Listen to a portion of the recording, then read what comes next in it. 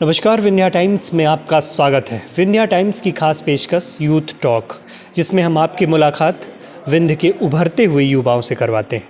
और आज हमारे साथ विंध्य की एक उभरती हुई प्रतिभा, मझगवां ब्लॉक से जनपद सदस्य हैं शुभम त्रिपाठी जी।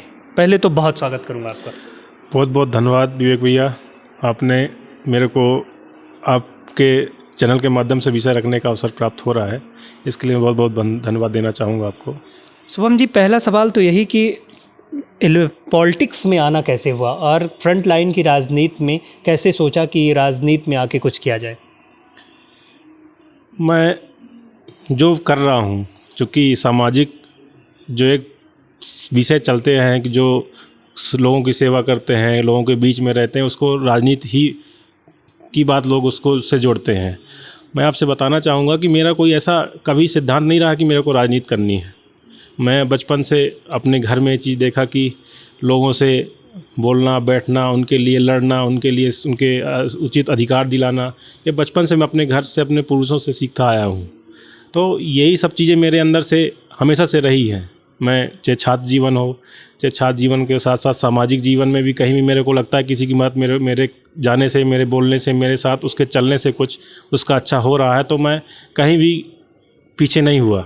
और मेरे को लग रहा है कि ये राजनीति के अलावा भी एक अलग विषय है, सामान्य नैतिकता और संवेदना का, और अंदर मेरे ये चीज़ सदैव रही है।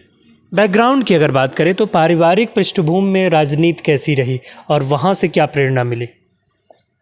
बैकग्राउंड में आपसे बताऊं कि हम लोगों का भारतीय जनता पार्टी का बहुत पुराना घर है, और मैं सदैव अपने दादा स्वर्गीय श्री नरसिंह त्रिपाठी जी से प्रेरित रहा हूँ। उनसे संगठन के लिए लड़ना और लोगों के लिए संवेदनशील होना, किस प्रकार से संगठन तो अपने आप खड़ा हो जाता है जब आदमी किसी के लिए संवेदनशील होता है, तो चाहे वो निजी संगठन हो, चाहे पार्टी या दल का संगठन हो।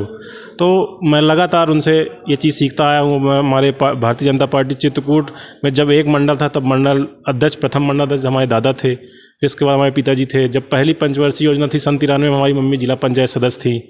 इसके बाद लगातार पार्टी कई सारी जिम्मेदारियों को पिताजी हमारे लगातार निर्वहन किए, और उनसे मैं लगातार ये ऑब्जर्वेशन करता रहता था कि कैसे काम करते हैं, कैसे लोगों के लिए संवेदनशील होते हैं। ये चीज़ें मैं घर से ही सीखा। अगर आपका पृष्ठभूमि जो थी वो राजनीतिक थी, प्रमुख तौर पे आपका जो ब्लॉक आता है वो मझगवां ब्लॉक चित्रकूट विधानसभा का महत्वपूर्ण ब्लॉक माना जाता है। अगर उस क्षेत्र के प्रमुख मुद्दों की बात करें, क्योंकि आप जनपद सदस्य के तौर पे वहाँ पे काम कर रहे हैं, तो चित्रकूट विधानसभा में और आपके ब्लॉक में कौन से वो प्रमुख मुद्दे हैं जिनको जनता के बीच आप देखते हैं?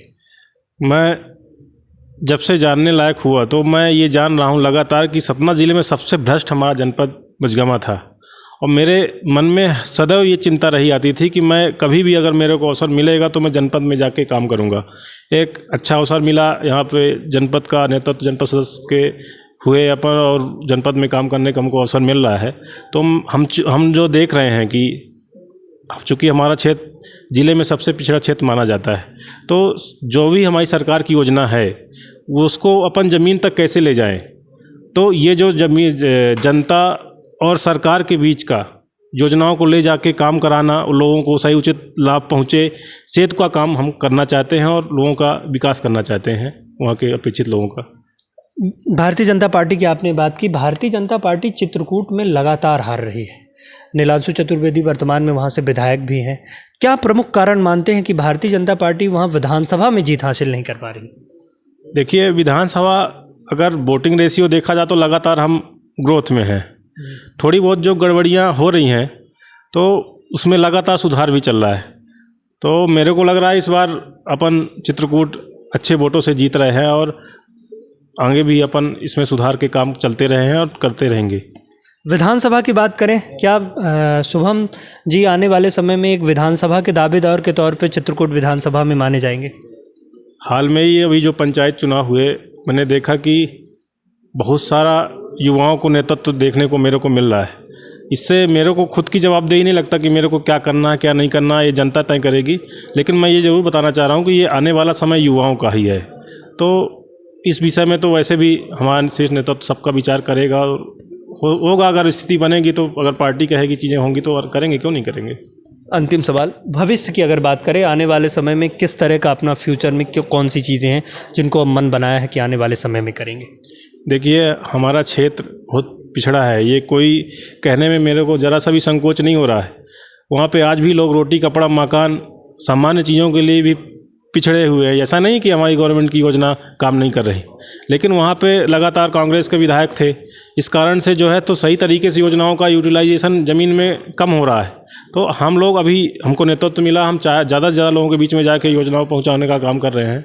और पहले तो हम इन सब चीज़ों में हमको काम करना है, फिर बहुत सारे ऐसे शिक्षा है, स्वास्थ्य है, जैसे हमारे बहुत सारे नगरीय क्षेत्र है जहाँ पे डॉक्टर वगैरह नहीं है, बहुत सारे गांव है जहाँ पे हॉस्पिटल है, विद्यालय है, शिक्षक नहीं है, डॉक्टर नहीं है। तो ये सब मूल चीज़ें हैं, इनमें ही हमको काम करने के लिए बहुत सारा अभी काम पड़ा हुआ है, इसको हम सबसे पहले प्राथमिकता देंगे।